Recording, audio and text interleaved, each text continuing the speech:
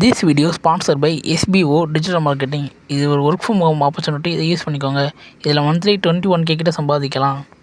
இதில் ஒர்க் பார்த்தீங்கன்னா ரொம்ப ஈஸியாக தான் இருக்கும். இது யார் வேணாலும் பண்ணலாம். இது ரொம்ப ட்ரஸ்டபுளான கம்பெனி தான். இதில் நீங்கள் சேரணும்னா டிஸ்கிரிப்ஷனில் நம்பரை வாட்ஸ்அப்பில் கான்டெக்ட் பண்ணுங்கள். ஸ்கிப் பண்ணாதீங்க. பெரிய தப்பு. தினம் ₹300 சம்பாதிக்க அரிய வாய்ப்பு. இன்ஸ்டாகிராம், ஃபேஸ்புக் பயன்படுத்த தெரிந்தால் போதும். Content post and content publishing மூலமா தினம் ₹300 சம்பாதிக்கலாம். இந்த வேலை செய்ய 5 நிமிடம் போதும். Work training support, group communication support, all language customer live chat support. முக்கியமா சொந்தமா ஒரு பிசினஸ் ஸ்டார்ட் பண்ற அளவுக்கு உங்களால கற்றுக்கொள்ளவும் முடியும், சம்பாதிக்கவும் முடியும். இந்த வேலை வாய்ப்பு வழங்குவது 5 வருடத்திற்கு மேல ரன் ஆகிட்டு இருக்க நம்ம தமிழ்நாட்டு company school of business organisation private limited. மேலும் விவரங்களுக்கு டிஸ்கிரிப்ஷன்ல கொடுத்திருக்க நம்பருக்கு வாட்ஸ்அப் பண்ணுங்க.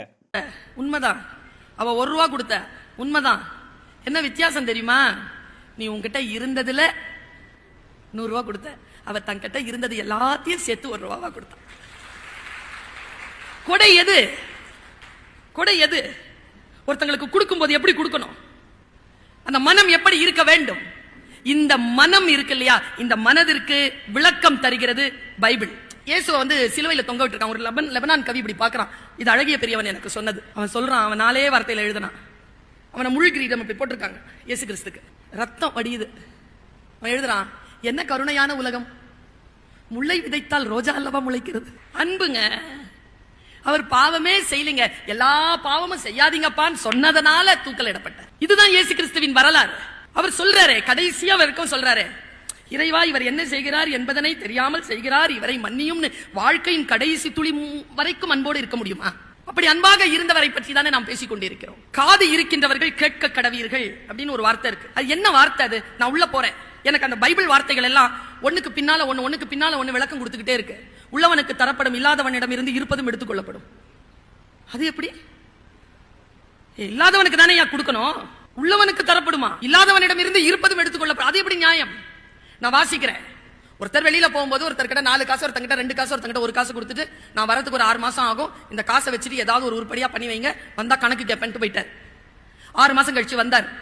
4 காசு கொடுத்தவன் அதை 8 வச்சிருந்தான் பிசினஸ் பண்ணி. கொஞ்சம் தான் கொடுத்தேன், எல்லாவற்றையும் சிறப்பாக்கி இரட்டிப்பாக்கி வைத்திருக்கிறார். சகல விஷயங்களுக்கும் உன்னை நான் அதிகாரி ஆக்குகிறேன். 2 காசு கொடுத்தவன் 4 ஆக்கியிருக்கான். இன்னும் சிறிதாக கொடுத்தேன், அதையும் இரட்டிப்பாக்க வைத்திருக்கிறாய். உன்னை சகல விஷயங்களுக்கும் உன்னை அதிகாரி ஆக்குவேன்.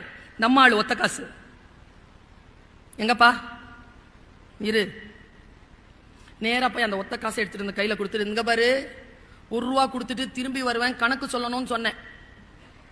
கோவக்காரன், நான் இதை ஏதாவது செஞ்சுட்டு உன் கோவத்துக்கு எதுக்கு ஆளாவனா இருந்தா உன் காசை வச்சுக்கோ. அப்போ ஆண்டவர் சொன்னார், உன் சோம்பேறித்தனத்தை முன்வைத்து நீ உழைக்காமல், நீ ஒன்றும் செய்யாமல் கொடுத்த முதலீட்டை புதைத்து வைத்துவிட்டு அதையே திருப்பி தருகிறாயா?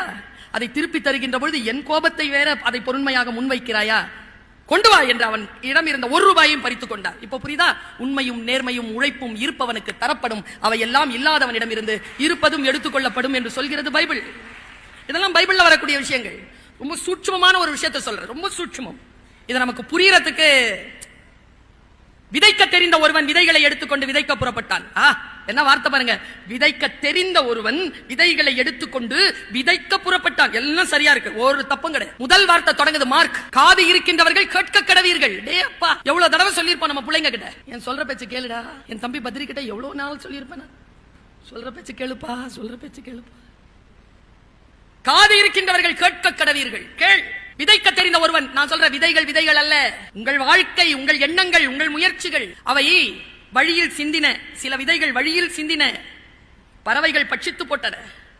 சில விதைகள் பாறையில் விழுந்தன, பாறையில் மண் இல்லாத காரணத்தினால் ஆழமாக விதைக்கப்படவில்லை, அவை முளைத்தன, வெயில் பட்டு கருகின.